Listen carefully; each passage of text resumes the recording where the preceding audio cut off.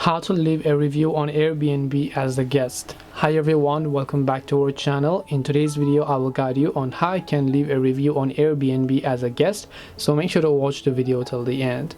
If you would like to leave a review on Airbnb as a guest, all you have to do is go ahead and then first of all make sure to basically open your browser. And now you can also leave a review from an Airbnb app, and if you have stayed at a specific property and that you're a guest and now you'd like to make a review for that property, you can just come to airbnb.com/users/reviews. I'll also make sure to drop a link below, airbnb.com/users/reviews, where you'll be able to see reviews about you and reviews by you. So basically when you come to the reviews by you section, you'll be able to see a list of properties that you've booked and stayed at, and once you've stayed at a specific property, you'll be able to simply write a review for them right on this page.